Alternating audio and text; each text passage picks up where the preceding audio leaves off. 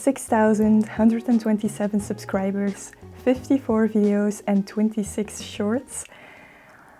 It's been a crazy year. If you clicked on this video, you either want to know what starting a YouTube channel is all about, and especially in the first year of starting a channel, or you are a subscriber and you want to know more about the journey. But we'll also tell a little bit about the learnings and tips and challenges you run into in starting a channel in the first year. So recently I've got some compliments about my videos and editing style and stuff, but let me show you what a first YouTube video really looks like with 51 views, 5 likes, which of one of them was mine, and the other 4 probably were friends and family.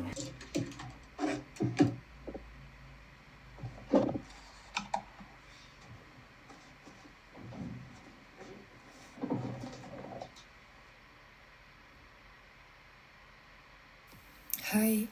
So for my first YouTube video ever, we are drawing pyramid cells and star-formed neurons on an old math book I found in a dumpster at school, while we are discussing lessons I learned while making art and how it relates to being a student. So the first one I wanted to talk about is perfectionism. Something art teaches me is to let go of perfectionism. I used to make portraits a lot and try to make them look absolutely flawless, like I spent hours and hours on them to get that tiny nose detail right, and over time I really lost interest in sketching because it was really never enough. And in school it's the same, like a project adequately done is better than not done. Only doing the key points in a chapter you really hate or like not have energy left to do is better than a chapter left on your desk. If you put a ton of energy in school, spending hours and hours to do your notes perfectly, read all your courses, doing everything for every subject every week, which leaves you with almost no free time for yourself, just to fall under the category of the perfect student is an illusion. Yeah.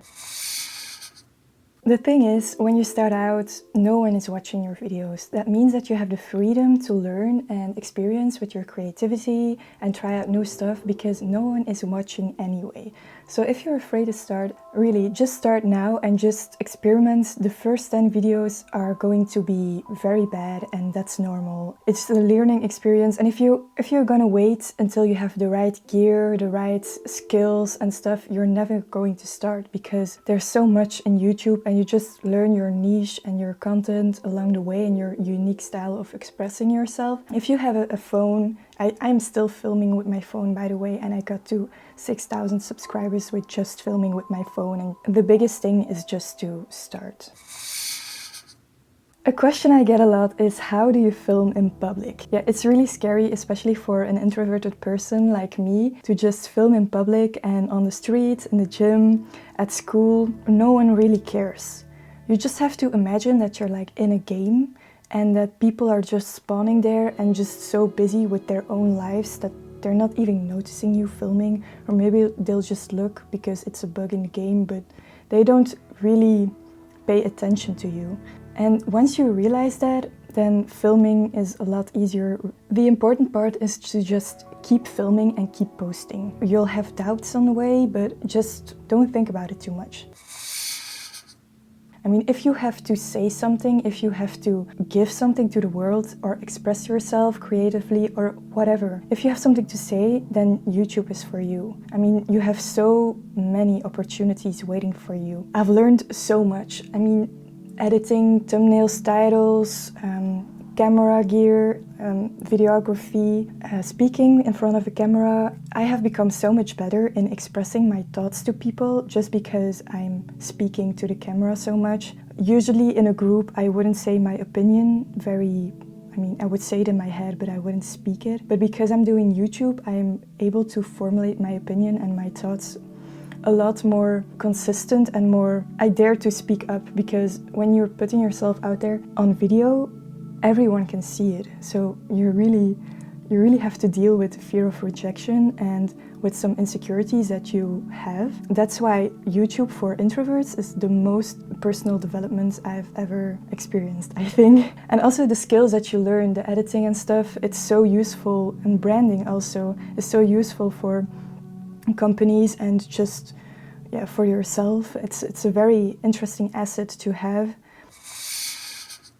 I think what made me grow the most in 1 year is just grinding a lot. The summer of 2024, I was up at 7 or 8 and I was just grinding on YouTube, learning to edit, following courses. If I was working at a transport center or teaching statistics, all the money I gained from that I put into YouTube, into Canva, into editing software. I worked so much. I almost saw no friends, so my social life definitely suffered. It's for you to decide if that's insanity or just if that's okay with you. Aside from that, I also have a brother who is a videographer, so that's very useful because he gives me a lot of feedback. Also ask a lot of people for feedback. Follow courses, that's a really nice investment. I have an amazing audience, I have such a great audience. I'm so thankful for all the people constantly commenting and just sending me messages on Instagram and being such an amazing viewership. I mean, that's really wholesome, and that's also why I grew so much the first year. People would also say, yeah, you're pretty and that plays a role, and I would say yes, it plays a role because, I mean, I think people generally follow more people who are looking good, I think, but still this doesn't devaluate all the work I put in for this channel, which 54 videos in a year. This means like every week posting or twice a week. Consistency is like the best driver for seeing results, so I'm a big fan of consistency. If you keep doing this for like 2 years, YouTube, then definitely your life will change. I'm sure of it. I can guarantee it actually.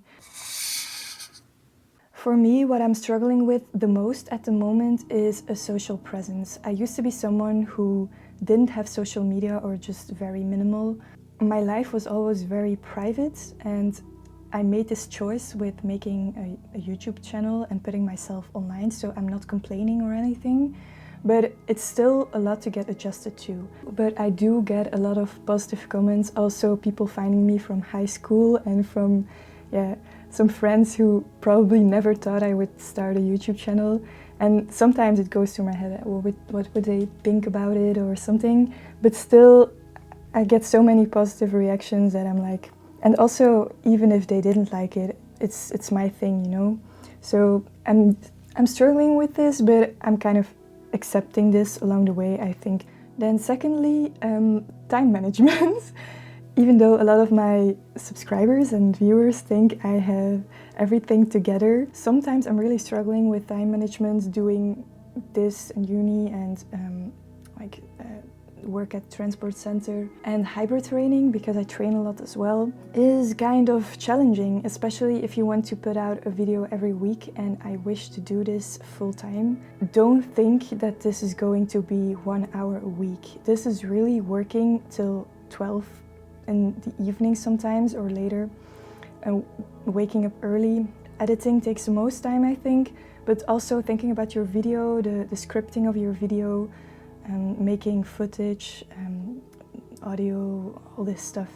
It takes a lot of time, so be aware of this if you already have a full-time job or if you're at university, that this will, if you want to be consistent and post every week, that this will be, this is not TikTok, that you just do vertical video and edit something and then it's done.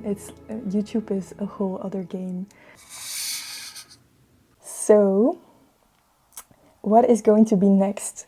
I've gotten this question a few times lately. I really wish to build a membership audience because I get a lot of mails for sponsorships, and I mean, I really hate to spam sponsorships in videos. I also don't like to see other creators constantly spamming sponsorships or ads in their videos, so I'm trying to minimize that as little as possible.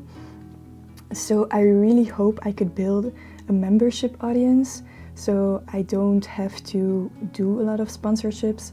Most of the sponsorships are for AI stuff, and I don't want to recommend stuff that you're not going to use anyway. So if I'm doing a sponsorship, it will definitely something that I'm 401% sure of that you will have some use of it if you would buy it.